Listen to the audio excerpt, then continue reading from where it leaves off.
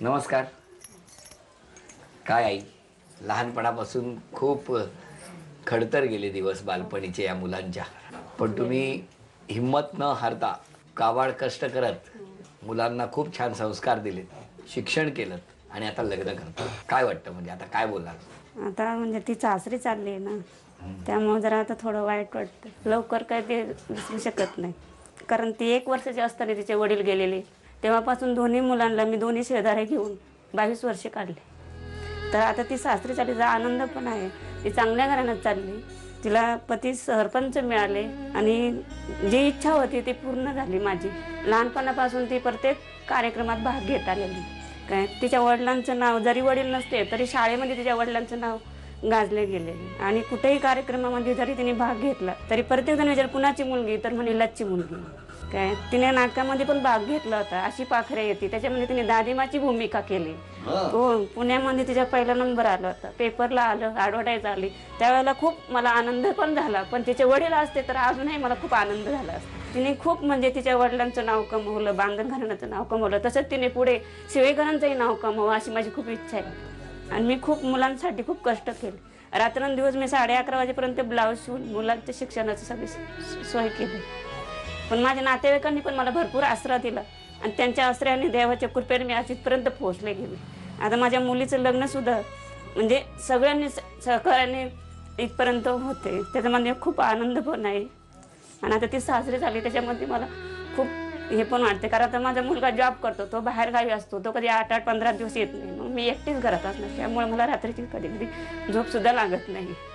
पण एक दृष्टीने चांगलं झाले माझ्या मुलीचं, त्याच्यामध्ये मला खूप आनंद पण आहे ना. हिच्या स्वभावासारखी मला सून मिळावी खूप अशी माझी इच्छा आहे, कारण हिचा स्वभाव इतका गुणी आहे ना, की खूपच गुणी आहे तिचा स्वभाव. शाळेमध्ये सगळीकडे तिचं नाव आहे ना. आज ती तिचं जितकं सांगन तितकं कमीच आहे.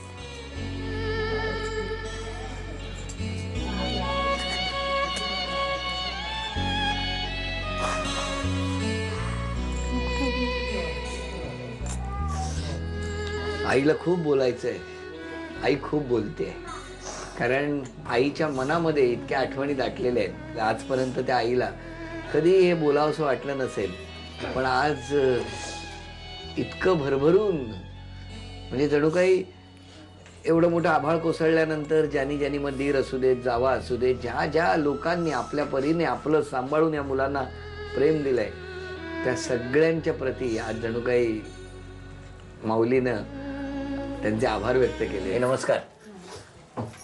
काय वाटतं आता, सून येते घरात? सुनाने आम्हाला जीव लावायला, सगळं सांभाळावं, घरातल्या माणसांचं हे प्रेमाने राहावं, एवढीच तुमची इच्छा.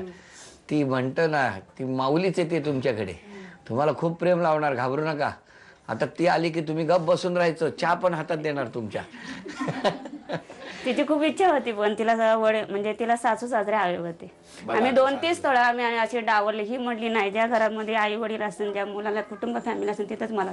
हो, त्या सासूला भरपूर प्रेम द्या आता. हा, सासू भाकरी बिकरी करून देणार छान छान. आम्ही पण येणार तिकडे जेवायला सासरी. हा, मिस्टर असतील सरपंचगिरी करत बाहेर फिरत.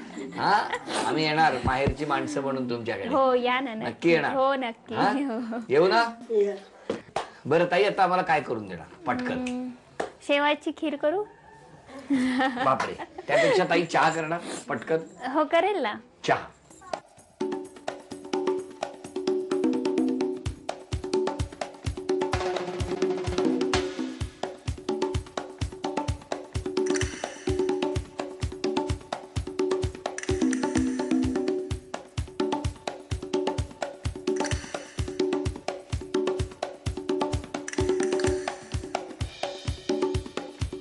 बघूया कसा येतोय चहा, यंदा येतोय का पुढच्या वर्षी येतोय, असं नाही बसायचं आधी. आधी सरपंच आलेत की नाही आज आपल्याकडे, त्यांना द्यायचं.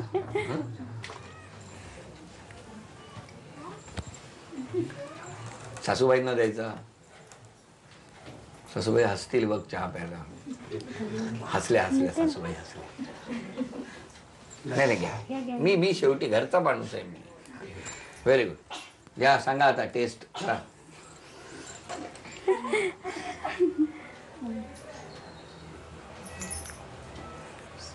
छान. छान आहे. म्हणजे गावच्या मीटिंगचा वाटतोय का नाक्यावरचा वाटतोय? नाक्यावरचा. एवढा चांगला आहे?